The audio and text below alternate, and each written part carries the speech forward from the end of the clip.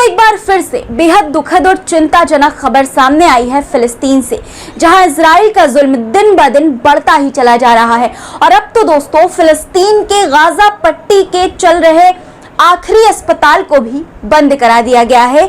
जो लोग इजराइल के हमले में घायल हुए थे वे अस्पताल से बाहर तड़प रहे हैं। आखिर ये कैसा इंसाफ है? क्या इजराइल हमास को खत्म करने की आड़ में पूरे फिलिस्तीन को तबाह करने पर आमादा है?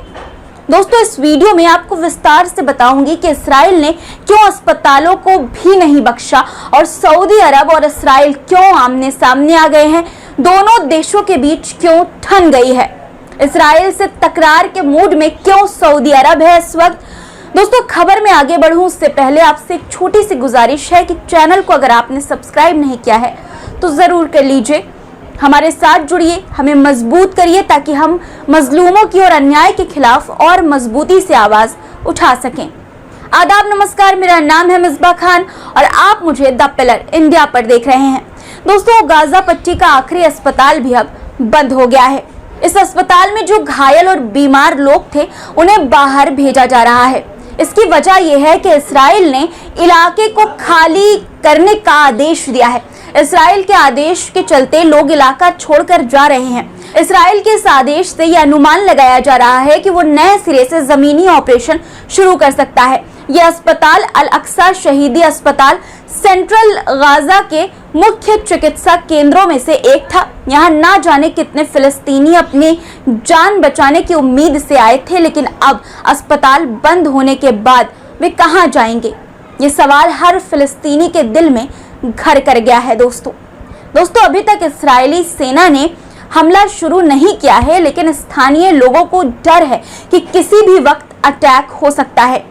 ऐसी स्थिति हुई तो फिर बच निकलना बेहद मुश्किल होगा। इससे पहले सोमवार को भी इस्राएल ने गाजा और खान यूनुस पर हमले किए थे, जिसमें कम से कम 19 लोग मारे गए थे। दोस्तों वहीं लेबनान सीमा पर अलग युद्ध चल रहा है। हिजबुल्लाह ने रॉकेट और मिसाइलों से इजराइल पर हमला बोला, तो वहीं इजराइल ने भी लेबनान को टारगेट करके हमले किए हैं। बीते 10 से 11 महीनों से चल रही जंग में इजराइल ने गाजा के कई अस्पतालों पर अपना कब्जा जमा लिया है। दरअसल दोस्तों इजराइल ये आरोप लगाकर अस्पतालों में भी घुस रहा है, अस्पतालों को भी नहीं बख्श रहा है कि ये अस्पताल हमास के ठिकाने बन गए थे।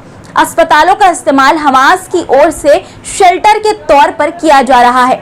इस्राएल ये आरोप लगाकर अस्पतालों में भी घुस रहा है, अस्पतालों को भी नहीं बख्श रहा है कि ये अस्पताल हमास के ठिकाने बन गए थे। अस्पतालों का इस्तेमाल हमास की ओर से शेल्टर के तौर पर किया जा रहा था। ये दावा, ये आरोप इस्राएल के द्वारा लगाकर दोस्तों अस्पतालों में घुसा जा रहा है। कई अस्पतालों में तो इस्राएली सेना ने अचानक ही रेड मारी थी। कई जगहों से हमास के कमांडर मिले भी थे, ऐसा इस्राएल का दावा है। खबरों में ये चल रहा था दोस्तों। ऐसे में उसने इस अभियान को और तेज कर दिया। लेकिन यहाँ पर सवाल ये है कि क्या अस्पताल में भर्ती हर घायल और बीमार फिलिस्तीनी को भी हमास का सदस्य मान रहा है इस्राएल, जो मरीजों को भी अस्पताल से बाहर निकालने पर मजबूर कर दिया है? और जरूरी तो नहीं है ना कि अस्पताल में हर अस्पताल में हमास के कमांडर हों। दोस्तों क्या अब इस्राएल को यह अधिकार मिल गया है कि वो इंसानियत के हर उस सहारे को भी छीन ले जिससे फिलिस्तीनी अपनी जिंदगियों को बचाने की कोशिश कर रहे हैं? दोस्तों संयुक्त राष्ट्र के अनुसार गाजा का 84% हिस्सा जंग से प्रभावित है, तबाह हो चुका है और गाजा के करीब 90% से ज्यादा लोग यानी कि 23 लाख लोग बेघर हो गए हैं। उन्हें अपने घरों से पलायन करना पड़ा है।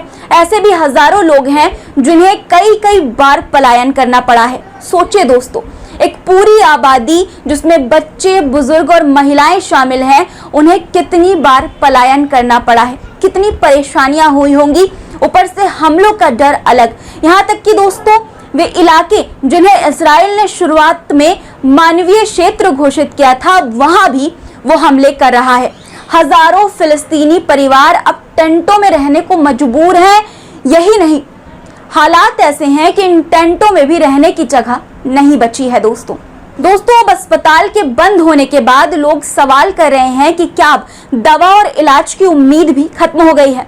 अस्पताल से निकाले जाने के बाद कई लोग बीमार बच्चों को लिए दिखे, वहीं कुछ लोग स्ट्रेचर पर भी पड़े रहे। दोस्तों, बीमार बच्चे, स्ट्रेचर पर पड़े लोग और तड़पते हुए घायल, ये तस्वीरें पूरी दुनिया के सामने इसराइल के असली मंसूबे को उजागर कर रही हैं। दोस्तों, इसराइल का कहना था कि वो हमास को खत्म करने के लिए ये जंग लड़ रहा है, लेकिन अब जब आखिरी अस्पताल भी बंद हो गया है तो क्या ये साफ नहीं हो गया है दोस्तों कि असली निशाना फिलिस्तीनी जनता है इसराइल का। चहल्लुम के दिन यानी कि अरबाइन पर इराक के करबला में भी लाखों करोड़ों लोगों ने इसराइल के जुल्म के खिलाफ आवाज उठाते हुए खुलकर फिलिस्तीन का झंडा लहराया, अन्याय के खिलाफ, फिलिस्तीनियों पर हो रहे जुल्म के खिलाफ स्टैंड लिया। इसका वीडियो भी मैंने बनाया है दोस्तों कि किस तरह से अरबाइन पर गाजा में हो रहे जुल्म के खिलाफ आवाज उठाई गई। आप हमारे चैनल पर जाकर देख सकते हैं। दोस्तों, अब आपको दूसरी खबर बताती हूँ कि क्यों इसराइल और हमास के बीच करीब 11 महीने से चल रही युद्ध के बीच अब सऊदी अरब और इसराइल में ठन गई है। सऊदी अरब और इसराइल अब क्यों आमने सामने आ गए हैं, क्यों टकरार के मूड में हैं। दोस्तों, देखिए ये खबर। इसमें बताया गया है कि आर्मी रेडियो को दिए एक इंटरव्यू में इसराइल के राष्ट्रीय सुरक्षा मंत्री इतामार बेन गुइर ने सोमवार यानी कि 26 अगस्त को कहा कि अगर संभव हुआ तो अल अक्सा मस्जिद परिसर में एक यहूदी प्रार्थना घर का निर्माण कराएंगे। उन्होंने आगे कहा कि अगर मैं कुछ कर सकता तो वहां मैं इसराइल का झंडा लगा देता। जब एक पत्रकार ने बार बार पूछा कि क्या अल अक्सा मस्जिद में यहूदी प्रार्थना घर बनवाएंगे तो उन्होंने जोर देते हुए कहा कि हाँ। इसराइली मंत्री के इस बयान के आते ही दोस्तों सऊदी अरब ने इसकी घोर निंदा की है। गुइर का ये बयान ऐसे वक्त पर आया है जब गाजा में सीज फायर के लिए वार्ता चल रही है और इस्लामिक देश संघर्ष विराम पर समझौता करना चाहते हैं। देखिए, सऊदी अरब ने कहा कि ऐसे भड़काऊ बयान दुनिया भर के मुसलमानों के खिलाफ चल रहे षड्यंत्र और उकसावे को स्पष्ट रूप से प्रदर्शित करते हैं। सऊदी अरब ने एक बयान में इस्राएली मंत्री के बयान को खारिज करते हुए अल अक्सा मस्जिद की ऐतिहासिक और कानूनी स्थिति का सम्मान करने की जरूरत दोहराई है।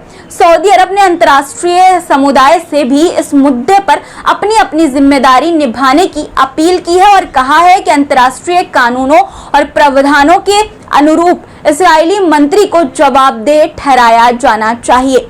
सऊदी अरब की तीखी प्रतिक्रिया के बाद इसराइल के रक्षा मंत्री ने यह कबूल किया कि गुइर के बयान से मिडिल ईस्ट में एक नए तरह का तनाव पैदा हुआ है।